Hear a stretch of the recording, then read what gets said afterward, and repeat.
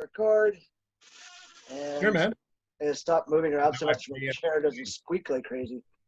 So we've got it. Micah Barnes here today. It's a rare treat to talk to somebody who's not a country artist or a rock Ah, artist. right. But let me tell you the reason that I asked Eric to set this up for me, and that's Yeah. because sorry, I just kicked my computer table. But that's because you were a member of a group that I basically give credit to for, I guess, introducing me to music or giving me my hunger and thirst for music, and that's the Nylons. So I was first Hendrik, introduced. please. Yeah, I was first introduced to the Nylons through the One Size Fits All album, and I was 7. Wow. And yeah, I mean, it was actually through a cousin of mine who's a little bit older, but my family's all from Germany. And so my cousin had come down and taken a year of school here in Canada. And somehow, I'm not sure how, but he discovered the Nylons. And so he kind of introduced them to me, and I fell head over heels. It was my first love, no question. And I was like right on that bandwagon until they did the horrible thing and retired a couple of years ago. So No, terrible. How could you do that to us? I know the nerve, So I've been doing this with Soundtrack for about 10 years. Awesome. And I guess their end and my start would have just overlapped, but I was still figuring out contacts and all that kind of stuff. So sadly, I missed the farewell tour completely. Oh, I'm sorry, Hendrik. So, but I mean, I had so many other shows in that lifetime, including Four on the Floor with you, and had the chance to see Mark a few times before his passing, in the original lineup, right? So it was, but yeah, I mean, it really, I don't know what it was about that music. I mean, I was actually listening to some of the classics there this afternoon, just kind of reminiscing and it was just at that age you're so young and vulnerable when it comes to your influences, I guess is a good way to put it. Sure. And so their music, it kind of developed that love for the golden oldies, like the 60s and 50s and 70s. And then even some of the more modern kind of pop songs that they would have covered, in their special way. Yeah. But the one thing that I loved the most about the Nylons, and that's why I can really appreciate talking to you, is because you were on the live album. And the one thing that anybody who knows the Nylons is, their live shows were unbeatable. I mean, it was so much fun.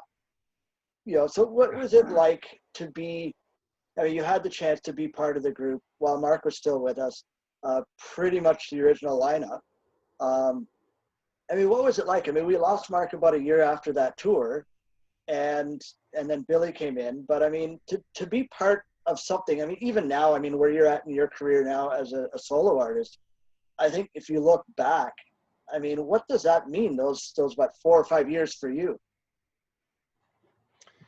Well, I'll tell you, Hendrik, first of all, it is fantastic to be talking to a real Nylons fan, not just somebody who casually saw the shows, Yeah. but someone who knows when the personnel shifted and which albums I sing on. That's very meaningful to me because it tells me the level of which this act that I'm, very proud to be associated with, how deeply that music, how much it has meant for you. I will tell you, first of all, you have to understand, they were my hometown heroes, right? So not only did I get to see them live, back when they were just an act in Toronto, I saw the original lineup and then, watched until they sort of became the recording act that everybody knew. And then finally, when their management knocked on my door and said, we'd like to talk to you, all that time, the Nylons were like a level of showbiz excellence that I aspired to in my life. I never in a million years would have dreamed that they would call me to come and be part of the act. Right. When they did, it launched me in something, right? Like who would ever think that would happen, right? Yeah. I was just a kid on Queen Street singing my own stuff, but I was a baritone and I could dance and I could tell a joke. So it made sense for me to be invited into the brotherhood, as it were. And I will tell you that my first couple of years, I was mentored by Mark, who had been a founding member. Hmm. I was mentored in every aspect of being a singer, every aspect of being an entertainer, and of being a real sort of professional in this business. You know, how to handle food, sleep, getting up early, getting to the show, making sure that you maintain your health and your spiritual and mental fitness while you're on the road, how to handle all the millions of decisions that we had to make as an act, publicity, fans, how to handle myself as an artist in the public's eye, talking to media. Mark mentored me on every aspect of my career with the Nylons, so that by the time he left and Billy came in, I had really been to college, I'd been to university, Yeah. you know? And there was only And about a year in your tenure with the band, or two maybe. yeah, I was two. And what happened was it gave me a leg up so that as I moved forward, you know, I could always check back with what would Mark want? What would Mark say? How would Mark handle this? And I continue to use some of those lessons in my career today. I mean, as a touring artist, as a recording artist, dealing with media, fans, everything, knowing how to work with my team, all of that was, you know, I was schooled by the best. Yeah. So I can tell you it's had a giant impact on my life, you know? And I mean, I know they were a vocal group, but I mean, a lot of people did kind of put them in the same genre. You're jazz now, jazz kind of poppy kind of cross. But I think the Nylons were kind of in that Yes. jazz pop kind of department or genre. I hate the word genre first, personally. You know, I mean, who says that if you hear a song from, I don't know, just throwing it out there, Metallica, I mean, not that you would cover them. You never know though, right? I mean, you've seen covers from bands that it's like, wow, I mean, I never would have thought that you could translate that into this, you know? So genre is such a horrible word because, you know, if music's so much about feeling and the Nylon sound from what, like 1981 or two when they first came out to their swan song, what, like 2011, I think was their last album. It changed so much Yes. over the years, right? A lot of that was also rotating lineup. And I mean, you know, poor Claude couldn't drive the sound for all that time all on his own. But I mean, Right? you know, even, and you could tell, I know you said that, you know, you could tell jokes and stuff, and that really came out in the, they were always funny. I mean, Arnold was always, you know, had that good sense of humor out on stage. But I know on, and of course, reliving that tour with the album Four on the Floor, your, the one song in there, Street Corner Symphony, that's not the title. I'm just trying to think of the name off the top of my head, but Oh, good old acapella. yes, good old acapella. So, and basically, you know, there's that line in the song, and the band was playing, and then you guys stop. Yeah. And there's no music, there's no band, right? Because it's all vocals. Yeah. And that, and it was things like that, and then the stage sets, and just it was funny. It was a comedy act. The music, I mean, I don't think I went to a single Nylon show where everybody wasn't singing along at some point. You know, it's a gift. Can you imagine? But can you imagine like a kid off of Queen Street in Toronto, right? And I'm jumping on that concert stage with the guys, and I barely know the words at the beginning. Like I barely knew my harmonies. You know what I mean? And I'm looking out, and the first row is like they're all singing. All I have to do is look at their lips, and I'm like, okay, there's the lyrics. Yeah. I mean, Who the needs a audience, teleprompter? right? Yeah. Yeah, I was good. The thing is, the audience was so engaged musically with every minute of what we did on stage that it gave me, I would say it gave me a new appreciation for how to make a relationship with an audience and how to stay in that relationship over the course of my career. In fact, you know, a lot of entertainers talk about, like, you know, they want to go and they want to make records that make them happy, or they want to go and, you know, sort of do what they want to do. I've always kept the audience first and foremost in mind, and I never record an album until I've tested all the songs out on my audience, because they're the ones that are going to tell you, just the way the Nylons audiences tell you, this music is working. This music is in my heart. This music makes me want to sing or get up and dance, or, you know what I mean? And so I really feel, because harmony, vocal harmony is like this magic thing that you can't recreate that with instruments. It's only human voices that can do the thing that a cappella can do. And that was the amazing thing with, because I mean, you'd go to a show and some of the sounds that these guys were able to pull, they were talking 4-man on a stage, were pulling in sounds and harmonies and vocal percussion and stuff. It was, and then still managing to make it true. I can't do that for one song and not be completely winded. And these guys are doing it for full on shows. I mean, so you're almost athletes as well, because it's not like, I mean, I think your shows now might be a little bit more kind of laid back, but a Nylon show, it was high energy. There was like choreography in there. Yeah, my friend. Unfortunately, you know, the new album's called Vegas Breeze, right? Yeah, so you're gonna be. So I'm giving you old school entertainer. You know what I mean?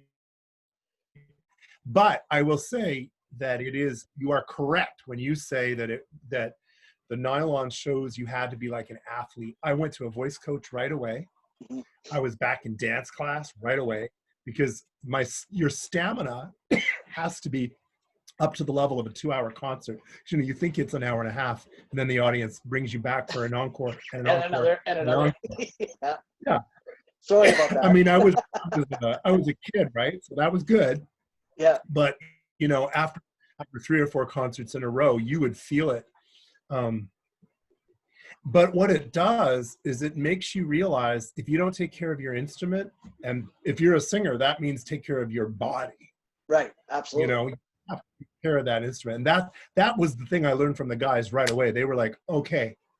So I was young, you know, I mean, I was ready to party in the different towns and stuff. They were like, yeah, we're going to bed because we're getting up at 6 in the morning to get on the flight. So you do, you know. And I learned very quickly, oh, okay, you got to be very strategic about when you let off steam. You know what I mean? Oh, for sure. Yeah. So let's kind of take your experience with the 4 on the floor and translate it into the 1 on the floor. And so now you're a solo artist. You've got, what is it, 4 albums in an EP, or 3 albums in an EP. So the most recent album, Vegas Breeze, came out in June. And it's going through the roof, man. Like, seriously. I mean, you went from having a couple of albums out, you're getting maybe a couple thousand streams on Spotify. Vegas Breeze comes out, 150,000 streams, you know. And this is during a pandemic, you know. I mean, everybody's at home, you're not on the road, and your songs are blowing up. So, you know, I mean, because you went, I mean, this is over a period of years. It was like 2006 was the first one or something like that. And so, I mean, how does that feel? I mean, you know, to suddenly have this creation, because I know, I mean, I work with artists on the side too, and help them with marketing and releasing music. And I know how difficult it is for a newer artist to get their music and not just get it out there, but get it heard. And so, especially when you have a pandemic mixed in, which is a whole new ballgame for everybody. And, you know, so first of all, when you're getting ready to release Vegas Breeze June 12th, was there ever a thought, maybe we should hold off until things go back to normal? Hendrik, I'm going to be honest with you and your audience and say we were ready to go in March. And we'd already pulled the trigger. And then my audiences said, we're nervous about gathering for the CD launch concert. We have elderly people who have tickets, and we were just concerned. The minute that Eric, my PR guy, and I heard that, we pulled the plug immediately. Wait and see. So we were very early to step back from the live shows, and we decided to launch the record release in June because we realized it's going to be a long time before we're back to live shows. And we had so much momentum, as you've said. We had so much momentum, like 100,000 YouTube views on the new single. We had like 155 streams already. It was like we had to make a decision. Like the first two singles had gone really well for us, and we wanted to sort of keep the momentum going, you know. So that's why we decided to drop the full length, and it turned out to be a good decision, because then I was able to do, like, you know, I did a virtual cross country tour. When am I going to do that? You know? I know, never, right? I mean, and it worked. I mean, it was, I think it was like, you know, the viewership was also like 500,000 people watched your tour, you know. I mean, and you didn't have to, Crazy. you know, no rider, you know, it was fairly simple. Nobody had to leave their house, you know, and no tour buses, no early morning flights, you know. Does it get any better than that? I mean, are you ever going to want to go out on a stage again? No, it's interesting you should say that. I mean, I won't say it wasn't exhausting. You know what it is? I am a road pig. I'm a road warrior. And the Nylons gave me that gift. So it was actually very hard to stay put. You know, I love traveling. I love going to a new town. Right. And I kind of, you know, I miss that like crazy. I mean, yeah, it was nice and easy. You just go into the next room and pick out your suit and then come back in the studio and down at the piano, you know. But because we partnered with each of the venues, or meeting the audiences in each town, like, you know, St. John's, Newfoundland, all the way to Victoria, BC, I was able to we streamed from the venue. So we had that feeling of being in the market, you know? Yeah. And that was good. That was good. I know we joke about, you know, it's so easy. You probably don't want to go back in front of an audience again, but I mean, it's vastly different, obviously, when you're streaming a tour versus standing on a stage and you're looking out at the audience, and you don't get the same energy reading the comments popping up on your screen, you know, and then the constant. I mean, I watched a few of the performances from artists, and then they're always looking in. It's like, you know, do you need to put your reading glasses on so you can see what the comments are? You know, interrupt the song. 1 second, I need my glasses to read it. I mean, and, you know, it's kind of nice. I mean, we're seeing, I would not call it normal by any means, but I mean, the second phase of the live music scene here in Canada right now, with the drive-in shows, you know, that seems to be, we're moving away from the virtual. I mean, I live in the country in the Thousand Islands, and so I mean, our internet out here is far from stellar. So you can imagine me watching a live stream. Most of the time, it's in like, you know, 360p or something like that. So it's like, you know, it's like I'm watching something on my son's Minecraft game because it's all pixelated, right? So it's for me, it's kind of lost the charm, you know. It's like, yeah, I think that's Micah Barnes on screen, but I can't really tell. His head looks a little blocky, but you know. Yeah. So it's really nice to, and you know what? I was skeptical about how a drive-in show would be. The first one I experienced was actually a Garth Brooks pre-recorded drive-in. It was like a movie show. I was invited out by Encore Live to go and check this out at a drive-in theater. And so we all get there in our cars, and then we watched a drive-in pre-recorded movie. What made it unique was the fact that it was being simulcast at 300 drive-ins around North America. And then Garth Brooks and Trisha Yearwood were basically live tweeting throughout the whole show. Oh, that's cool. Yeah, I mean, it was a pre-recorded in studio, but it was recorded for that. So he's engaging with the crowd.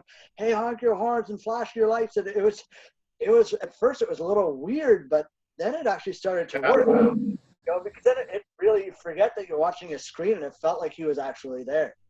That is cool. Yeah, it was. I mean, to think of something like that and to come up with something like that, it was, you know, really, and I had to check it out, you know, just to say I checked out the show, and either it was really horrible or really, really cool. And you know what, it worked.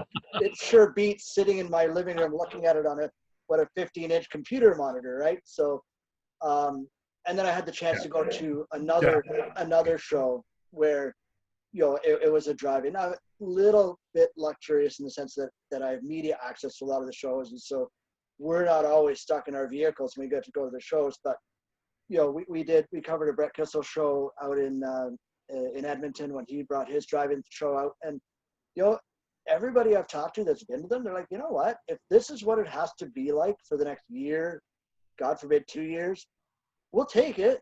I mean, of course, it's Canada. We're only going to be doing it in the summer months, right? But I mean, right? It's still better than nothing, and it sure beats the live stream. Now, from your perspective, I mean, I can't see how that wouldn't translate across to the jazz genre, to the rock genre. Well, we know it does to the rock, and we've covered some stuff in rock, but in the jazz community, is that something that, I mean, you perform at festivals just like everybody else, and I can't see how that wouldn't translate. Do you think, I can't see the fans not coming out to something like that? Is that something that, are you guys hearing, is there any plans that that something like that might kind of start up eventually, you know? Right.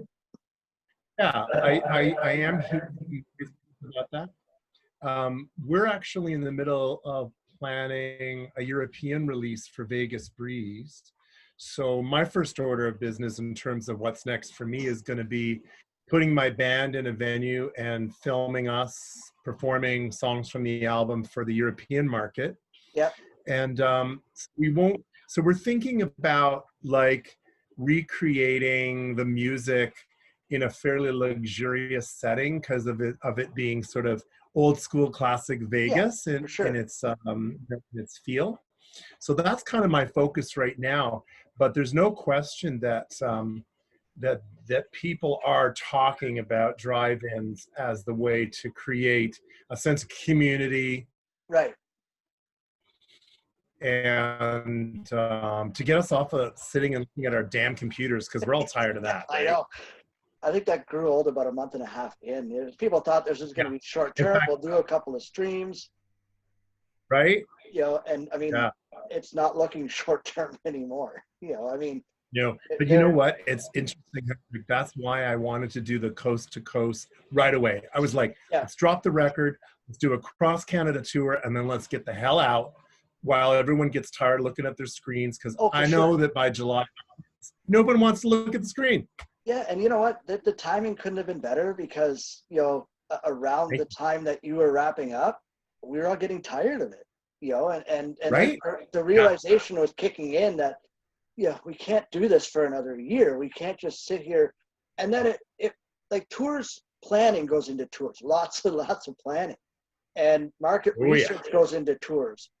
And we were having artists that were, everybody was going live tonight at 7:00.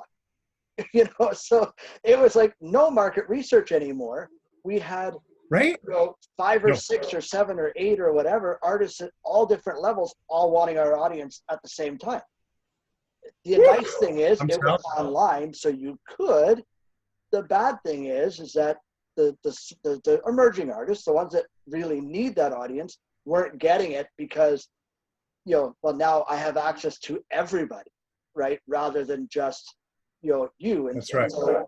And I'll do say that the one thing that I've kind of liked that I'm starting to see a trend with, and I kind of hope it does translate when things come back to normal, is maybe it's because I'm getting older, but it seems to be the shows are ending earlier, which is kind of nice now. Like the actual live shows that we have, it's like we're ending earlier. So instead of the headliner going on at like 9:30, we're done. We're going home by 9:30, 10 o'clock, and I'm like, hey, you know what?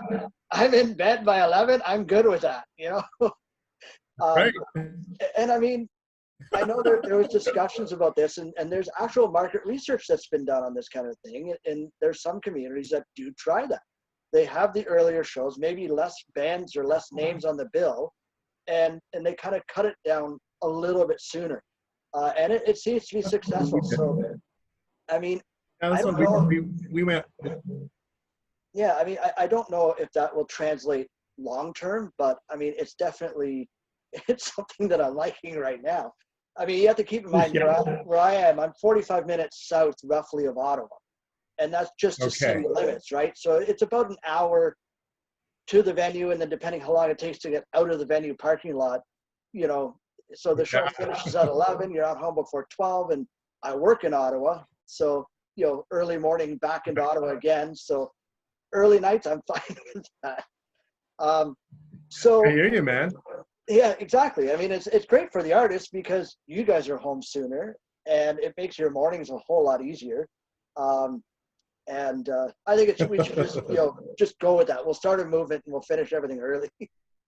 So now, Yes. you've been busy through this entire pandemic. I mean, you're just coming down off of the album release. It's just been a little bit over a month. Has the reality of Yeah. what's going on had a chance to really sink in yet? I mean, you're just coming off this major high, and you're still riding the high. I mean, you're probably still talking to people like me, but I mean, because we're in this really, really serious situation, and it's affecting the music business probably worse than any other business. And this is where genres no longer matter. If you're a musician of any kind, or work for a musician, whether you're in the technical side or in the band, this is absolutely brutal. I mean, how does this impacting you and your, I mean, I know you have a band that works with you as well. Um, what are you guys doing to try to keep, I mean, I know you can do so much to keep momentum and keep your fans engaged, but I mean, what are you able to do to make sure that you're able to return from like a financial perspective, even in, a year, or I mean, possibly 2 years down the road when things return to normal, because there's no shows right now. Nobody's booking festivals or concerts or tours. So, I mean, how's that relating for you guys?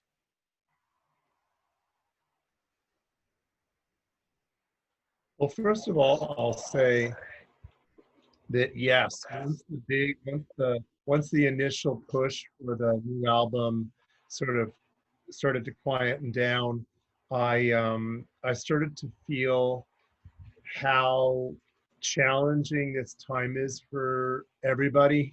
And I it's not that I didn't know that it was a tough time, but I was so engaged with making sure that the record got out there that I was I will say that I was sort of floating above the ground. And then once my feet hit the ground, I will say that there has been a lot of been very eye-opening to see how much people are struggling.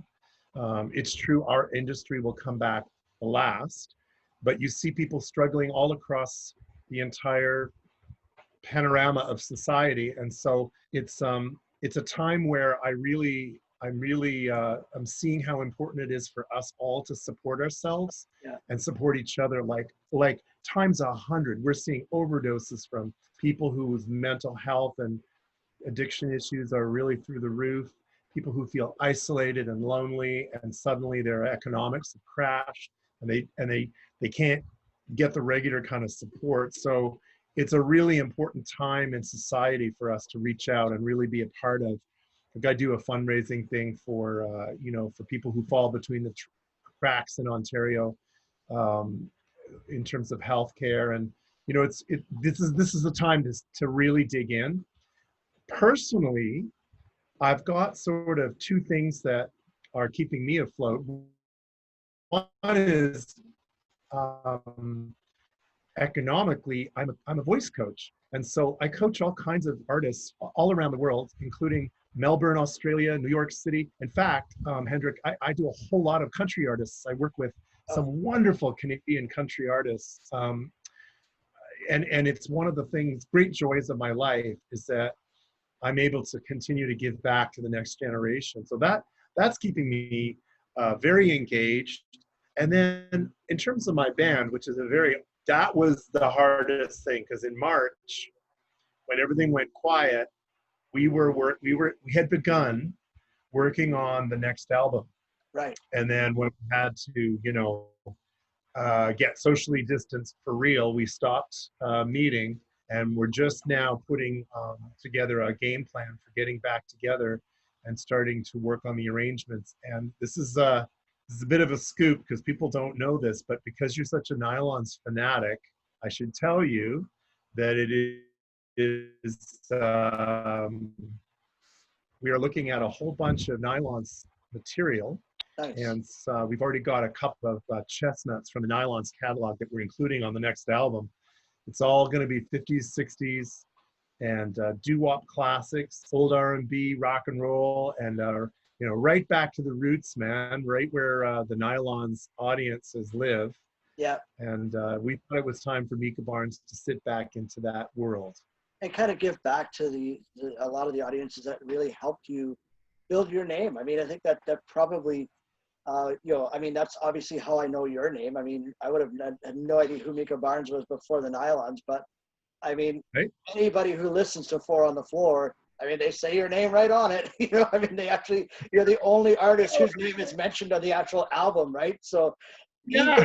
even if they don't know the name, as soon as they listen to that album, hey, Micah Barnes, and because I mean, it was on the recording. They did it. It was done live, and I'll never forget that. And so it's really cool. It's really cool to finally be able to actually, somewhat face to face meet and chat with one of the original, not original, but one of the guys that I grew up listening to, that really helped shape my love for music. I mean, I've gone on. I mean, I have to be honest. After the Nylons, I went on to a heavy metal phase, and the Nylons were always still there. But I enjoyed my head banging, and now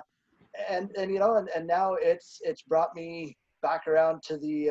I do a lot of work in the country music scene. I listen to all genres, and I'm raising my son and my kids to the same thing, to appreciate music. It's not about the style or the genre. I don't care if you listen to hip hop or metal or country or the top 40 pop music, that kind of thing. Appreciate music and appreciate what goes into it, because every artist has a story in that music, right? It's how they tell the story, and let it shape you. And the Nylons played such a huge role in. And I guess also thanks to my parents who brought me to the shows when I was young, That's great. who gave me that opportunity to not just experience it on album. I mean, it was actually on LP was when I first started hearing it. But I'm a huge, I think more than anything, a live music fan. I mean, I love live music. And I think if I could really trace it back, it definitely, without a doubt, comes from watching the Nylons perform. And seeing them in the energy, and you just, even listening to the Four on the Floor album, it's fun to listen to. It's still not the same as seeing it live, Fair enough. Yeah. And so it's definitely, thanks to you for being part of that, and congratulations on your massive success with Vegas Breeze. I love the fact that because I always ask, so you got this album out that's doing really well, so you must be working on new music. And artists usually look at me like, I just put this album out and you're already asking me about new music. And you had you came out and said, yeah, so we're working on a new album. And I love it, because that's exactly what I asked. Because, when better to start working on your next album than after the last one's done, right? I mean, it just makes sense to me. Yeah, it's not like you're touring right now, aside from virtually, right? So if you have the time, you might as well do it. So, but Micah, thank you very, very much. I truly appreciate you taking the time and it's a pleasure talking to you. And your patience. I know my internet connection can go in and out here sometimes. It took a bit to get going, but we made it work. No problem. So I look forward to talking to you today, and I look forward to seeing you again sometime down the future. Hey, we'll be in touch when we have the Nylons record ready to go. Absolutely, and hopefully the next time we'll be able to do this in person. I would love that. Absolutely. Perfect. All right, enjoy the rest of your day. Take care. Thank you, and thanks for having me on. It was a pleasure. Same to you. Take care.